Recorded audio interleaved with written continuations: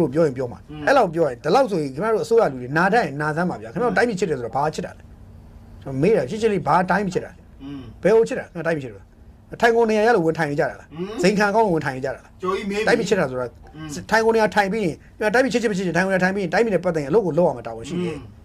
ခင်ဗျားတို့ကမဟုတ်တော့ဘူးဗျာနိုင်ငံခြားရေးဝန်ကြီးဆွမ်းနာလဲရောဒီလက်ရှိနိုင်ငံတော်ကြီးအုပ်ချုပ်နေတဲ့ဗိုလ်ချုပ်ကြီးမင်းအောင်လှိုင်ရောပဲခင်ဗျားတို့ကဗဇက်ကြီးတွေပိတ်နေကြတာဘာလုပ်နေကြတာလဲခင်ဗျားတို့ကျော်ကြီးမေးပြီဒီကောင်လေးစော်ရတာ2ကြိမ်ရှိသွားပြီအိန္ဒိယလောက်တာ2ကြိမ်ရှိသွားပြီတစ်ကြိမ်မဟုတ်တော့2ကြိမ်ရှိသွားပြီတော်တော်လေးကျွန်တော်တို့တိုင်းပြည်ကဘာဖြစ်နေလဲဆိုတော့ခေါင်းဆောင်လုပ်တဲ့သူတွေလည်းခေါင်းဆောင်စိတ်ရှိလားမရှိလားမသိဘူးအောက်ကတာမန်ကျွန်တော်တို့လေယာအလိုက်အလွှာလိုက်အလွှာလိုက်ပုံကိုယ်တွေကလည်းဟိုညင်ညံသွေးကြောက်ကောပြကြရလားမသိဘူး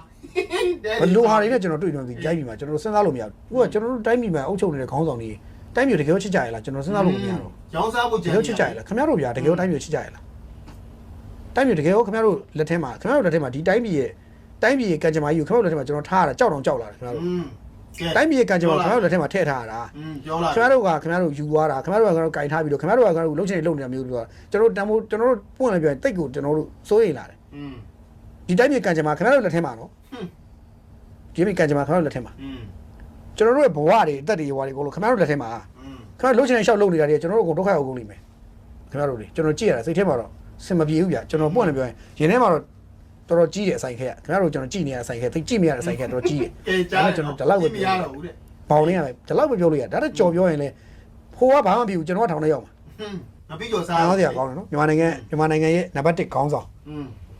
နံပါတ်1ခေါင်းဆောင်ဗိုလ်ချုပ်မှုကြီးမင်းအောင်လှိုင်နံပါတ်1မြန်မာနိုင်ငံသူအကြီးဆုံးပဲသူတို့ကြည့်ရလည်းမရှိတော့သူ့ကိုမေးလေသူမဖြေနိုင်ဘူးတတိုင်းပြည်လုံးမှာဩဇာအကြီးဆုံးခေါင်းဆောင်ဖြစ်ပါလေနဲ့ဒီလိုမျိုးဖြစ်နေတဲ့ပြဿနာတွေအကုန်လုံးငါတို့ဘယ်နှစ်အတွင်းမှာပြီးအောင်လုပ်နိုင်မလဲလို့မေးခွန်းမေးသူမဖြေနိုင်ဘူးမယုံရင်ခင်ဗျားတို့ဗိုလ်ချုပ်မှုကြီးနဲ့တွေ့ခွင့်ရတဲ့သူတွေမေးကြည့်ပါကျွန်တော်တို့ကမေးတယ်လို့ဗိုလ်ချုပ်မှုကြီးကိုကျွန်တော်တို့ကမေးတယ်အဲ့ဒီ